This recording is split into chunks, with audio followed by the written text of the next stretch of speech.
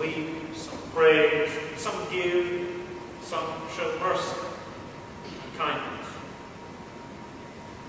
But all Christians, all of us, have some gift we're supposed to give, and central to that is contributing to the joy of others, to the joy of the all.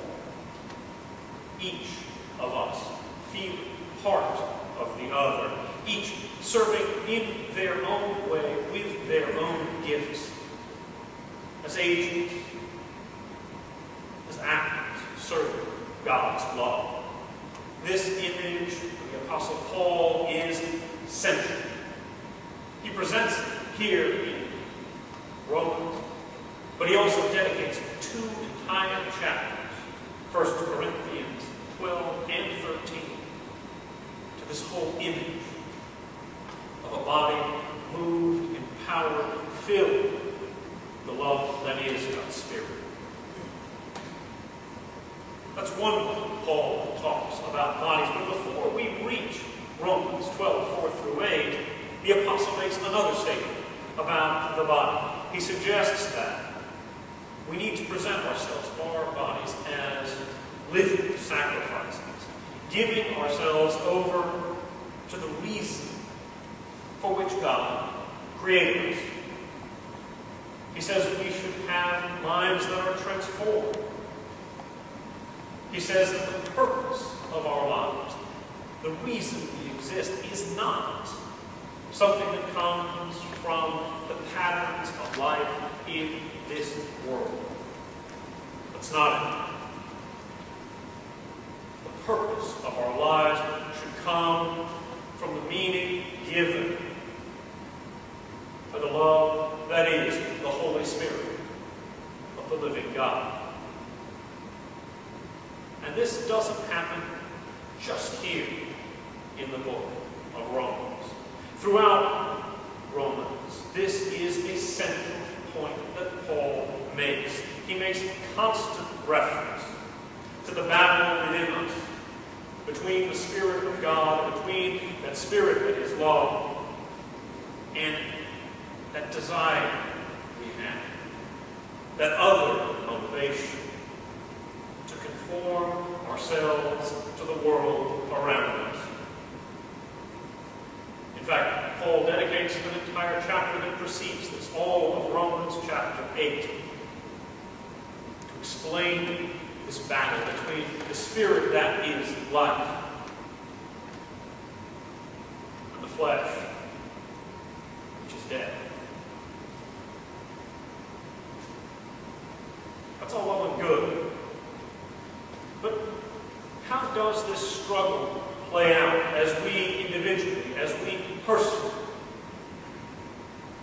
work our way through our day-to-day lives? What are those patterns in the world that turn us from God's purpose? There are many. There is many of them as there are human beings and moments in the day. But they're all kind of the same. We see the world. How does the world work in us and turn us from God's purpose?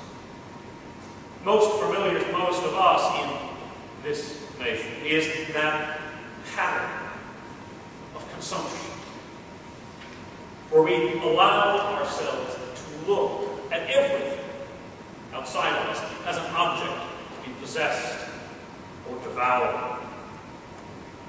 And when that desire consumes us, when our lives revolve around the pursuit of fast cars or cute shoes, as we are overtaken by a hunger for things that can never, ever, ever be satisfied, that hunger consumes us as we consume.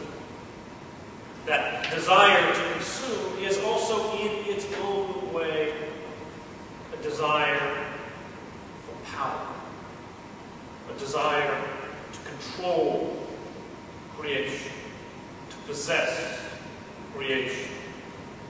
And it comes to define not only our relationship with the objects, the things around us, but it also starts changing how we look at other children of God, other human beings, to become objects, to be used, or just a means to an end.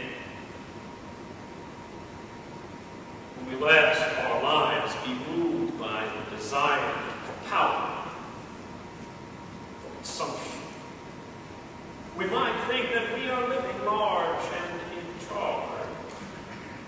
But Paul would argue that in the eyes of God, we are no longer living at all. We become little more than a maggot-filled corpse or decayed cadaver, because unlike a living being, we are no longer living with a purpose. We are no longer defined by the gifts that God has freely given us. We are instead just a little early in the process of being consumed by the world that we seek to consume. We might move around, we might walk and talk and shop and argue. Our lives may seem to change, but it is not the change of life.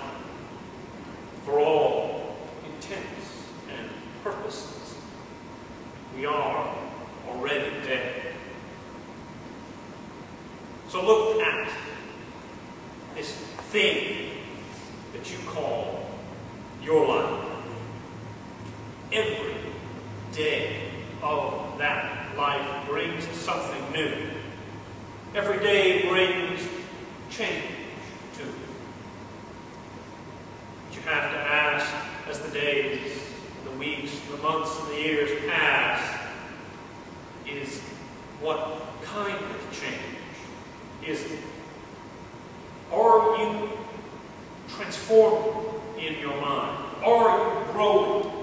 Are you changing in joy? Every day made new and alive in the service, joyous purpose for which you were made?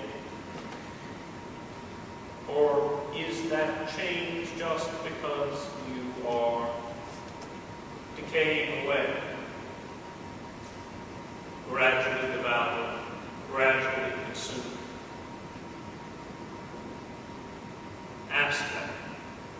And then affirm for yourself that following Paul, following Christ, we are to live as the living, not to live as if we were already dead. Change. But let that change not be decay, but transformation is exactly the opposite